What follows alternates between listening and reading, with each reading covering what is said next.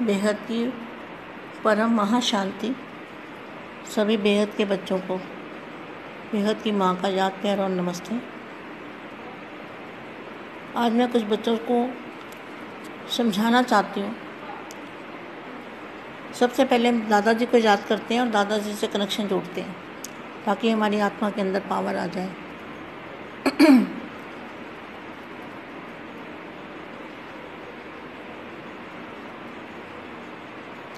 परम महाशांति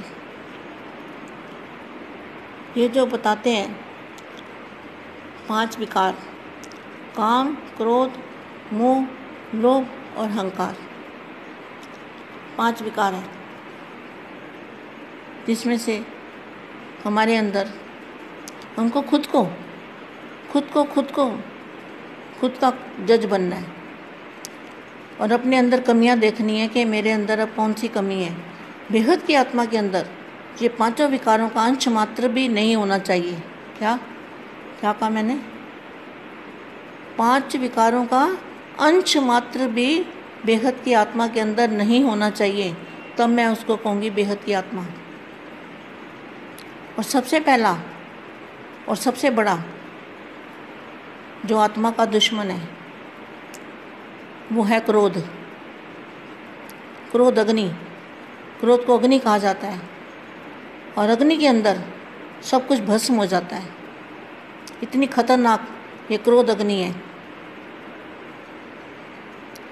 क्रोध अग्नि से बचना है, अपने आप को बचाना है। जब क्रोध आता है तो आत्मा कुछ भी गलती कर बैठती है। क्रोध के बाद फिर मोह आता है, अहंकार आता है, लोभ आता है, ये सारे इसके पीछे पीछे आ जाते हैं। अगर क्रोध ख़त्म नहीं किया हमने अपने अंदर से, हमें बेहद की शांति नहीं आई है, तो हमारे ज्ञान का क्या फ़ायदा। आप खुद को, मैंने कई बार देखा है भक्ति मार्ग में, भक्ति वाली आत्मा इतनी शांत होती है कि उसको गुस्सा नहीं आता, चाहे उनको ज्ञान भी नहीं है। कोई आत्मा मैंने देखी ऐसी कि वो क्रोध करती नहीं आत्मा, उसका हमेशा मुस्कुराता हुआ चेहरा रहेगा, कभी गुस्सा नहीं करेगी। तो गुस्से को कंट्रोल करना, जिसने क्रोध को कंट्रोल कर लिया ना, उसने अपने मन को जीत लिया। मन के जीते जीते मन के हारे हार। तो मन को जीतने का मतलब क्या है? जिसके अंदर क्रोध नहीं है वो आत्मा भरपूर होगी, शांत होगी, बेहद की शांति होगी और उसके संकल्पों में भी ताकत होगी। तो सबसे पहले आपको अपने आप को जज करना है कि कोई आपको कुछ कह देता है तो क्या आपको गुस्सा आता है? तो पता चलेगा ना कि हमारे अंदर क्रोध है या नहीं है। तो बेटे मैं आज से ये समझाती हूँ, हमें जो बेहद की आत्मा है और बेहद के दादाजी से हमारी आत्मा, क्रोध से क्या होता है? अग्नि, क्रोध अग्नि है। तो अग्नि से बीज आत्मा जल जाती है। आत्मा जलती है तो जली हुई आत्मा के अंदर पावर कैसे इकट्ठा हो सकता है? जली हुई आत्मा जो होती है औरों को भी जलाती है। तो ये बहुत खतरनाक है क्रोध को छोटी मोटी बात मत समझना। क्रोध सबसे बड़ा दुश्मन है हमारा, जो हमारी सारी कमाई को भी चट कर देता है। हमें किसी ने कुछ कह दिया और हमें तुरंत गुस्सा आया और हमारी सारी कमाई चट हो गई। इस बात पर बहुत ध्यान देना पड़ेगा बेहद के बच्चों को, तब पता चलेगा कि ये बेहद की आत्मा बेहद के दादाजी का बच्चा है। अगर हमने बाप को प्रत्यक्ष करना है तो सबसे पहला स्टेप यही है कि हमें कोई 10 बातें भी सुना दे, 10 बातें कह दे, और ऐसा नहीं अंदर से गुस्सा आएगा, अंदर से भी गुस्सा ना आए, इसको कहेंगे बेहद की आत्मा। अगर हमने अंदर से भी अंदर गुस्सा है और ऊपर से नहीं दिखा रहे तो इसका कोई मतलब नहीं है, आत्मा जल रही है। तो आत्मा ना जले इसके लिए क्या होगा, कैसे? तो अपने आप को जज बनो ना, अपने अंदर से सबसे पहले क्रोध खत्म करो। काम को जीत लिया, मोह को जीत लिया, लोभ को जीत लिया।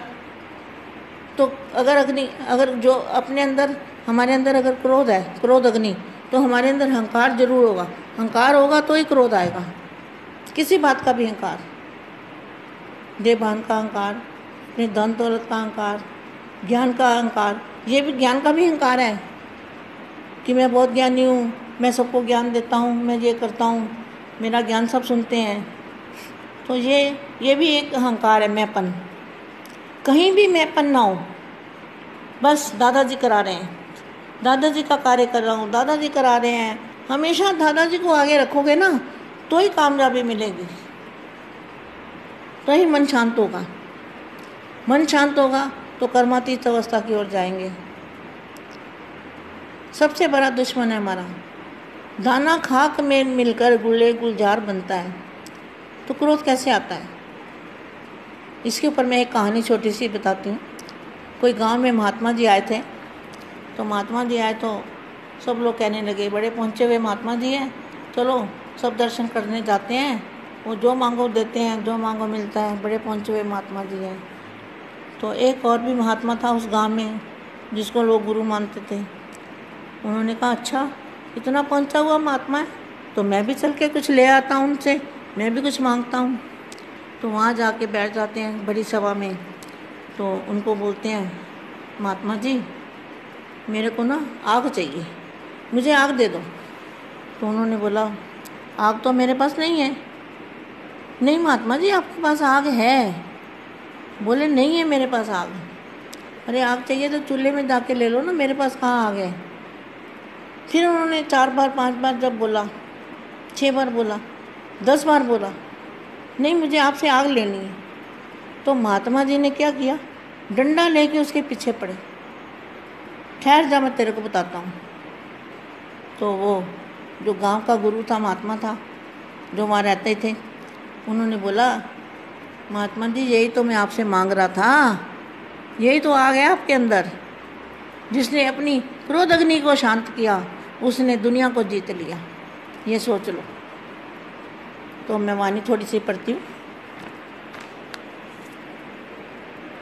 आज ऊंचे ते ऊंचे, बाप क्या है, ऊंचे ते ऊंचे स्थान पर बेगत की सेवार्थ, ऐसे ही आप भी जिस स्थान से आप भी ऊंचे से ऊंचे साकार स्थान पर स्थित हो, जहाँ भी आप रहते हो, वो क्या है, बेहद का साकार स्थान है।